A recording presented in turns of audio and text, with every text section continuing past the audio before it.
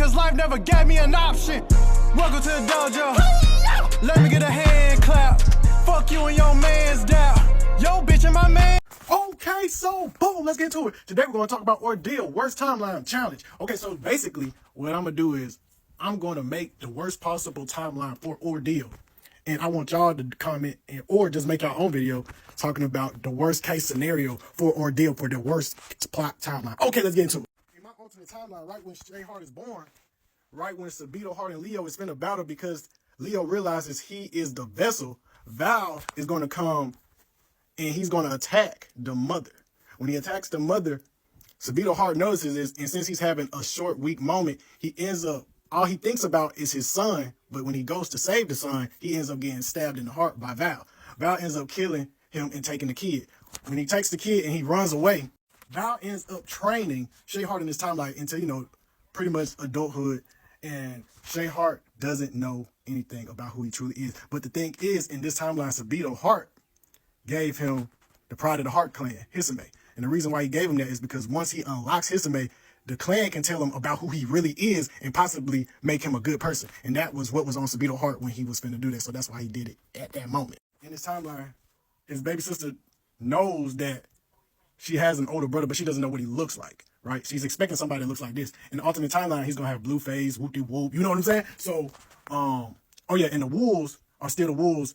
It's just, they take care of her, so they still call her baby sis and stuff like that. So in this timeline, bro, I'm thinking like, Shay Hart ends up terrorizing like a city or something, and she's there for a mission, right? In this timeline, she just has she's just good with a sword. She doesn't have a power. She doesn't have the ice powers, right? She sees Shay Hart, but when everybody running away from her for some odd reason, she's not scared. She's not worried about that. She just walks up and just tells her to walk up to him, and she's talking to him. And although Shay Hart is, he's pretty much the embodiment of evil, he has like right when he wants to attack her, he doesn't. Someone's telling him like, nah, she good. You feel me? So in this moment, he ends up chopping it up with her, and they end up being cool. They don't know, though, that they end up making this a habit, and they end up linking. He becomes her friend. He doesn't know that's his sister. Val starts noticing that Shay Hart is going out to meet his sister, and he devises an evil plan. While Val notices the habit, Code also noticed the habit. So what they plan to do is they notice that Shay Hart disarms himself when he's around his baby sister. So with them both having plans to take each other out, when Shay Hart and his baby sister link up for their meeting to kick it, Cole launches an attack at Shay while Val launches an attack at baby girl. You get what I'm saying? So in the midst of that, baby girl ends up basically going to die. She's going to die right there at that moment. And at that moment when he dies, he's going to unlock Hisame. And Hisame is basically going to tell him, like, the reason why you felt that way is because that's your actual biological sister. You actually been killed. He basically gives him a whole little rundown. And at that moment, he's mad at Code and he's mad at Val for lying to him this whole time. So at this point, but the thing is, he doesn't know that it was just them. He thinks that it was the Cubs that told Code where he was going on, but they were really just watching him the whole time. So boom, Shay Hart then begins to cut down every single one of the brothers, the Cubs. He kills the youngest first, Azam, then he kills Louise. Anton, the king, almost kills Shay Hart, but he goes 100% calm, but right before he does that, Shay Hart unlocks the Eye of Time, and he rewinds it, and he knows to kill him before he goes into 100% calm, and he kills him. And the last person he has to fight is Devin. And when he fights Devin, they fight to the death, but in the end, Tevin dies also. I might do a part 2 of this because it's just going to be so long, but I'm going to probably drop a part 2 of this, but this is part 1. Okay, so boom, let's get into it. So basically, after Tevin's demise, Shay Hart just looks at all the Cubs that he has killed, and he comes up with an idea. He then uses his necromancer powers, and he brings them back to life. But when he brings baby girl back to life, and he brings all them back to life, they're now evil, right? So now the Cubs that were on the good side are now on the bad side, and he takes them to Val, and he doesn't let Val know that he's mad, that he tried to backstab him because he has hidden agendas for Val to take him out. So what he then does is tell Val to put his blood into them that's been necromancers or whatever to make them stronger, and he then starts putting powers into them that he used the Hand of Cain to basically get them up, because he's basically getting them strong enough for him to take out Val.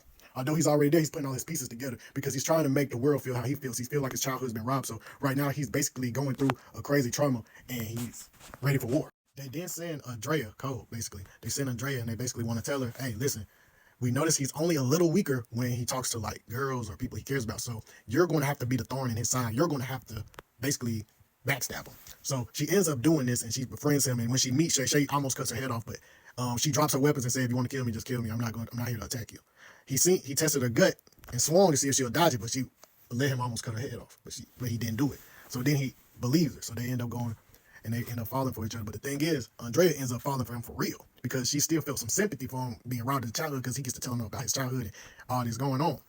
But Code is watching, and they're basically realizing that they sent the wrong person to neutralize Shay Hart. But at this slight moment, Shay Hart is being weakened. The fifth hand comes out of nowhere, and he tries to sneak and kill Shay Hart real quick because they was waiting on the perfect moment. But he misses, but they end up cutting off Shay's hand, arm. After they end up cutting his hand off, bro ends up retreating real quick, but he's now mad at Andrea because he believes she is the reason for all of this. And she knew, but she didn't want to do it to him no more after she realized who he truly was, which is cool. He then retreats and goes to Val, and then they end up giving him a robotic arm. You feel me? And he swears he'll never show this type of weakness again. So he then sends the 4 cubs and baby girl. But the thing is, now they gave baby girl a talent since before. She doesn't have a talent, but now they did. In this timeline, that same person is still there. So when he backstabs them, they get the creation's location, and they're able to get it without any war being done because they're more scrambled up, which is kind of cool, right? So he gives the creation to baby girl, and then he ends up going to kill the person of Code. The person that's the leader of Code. Once he kills Code, he then realizes that the bloodshed will never end.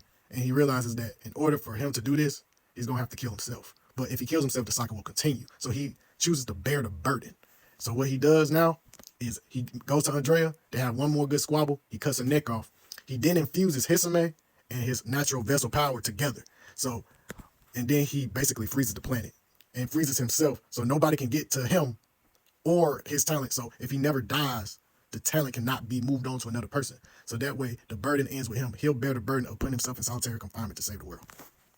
That's the worst case scenario. But the thing is, when he does it, it killed everybody while he did it. But the power will not go to nobody else.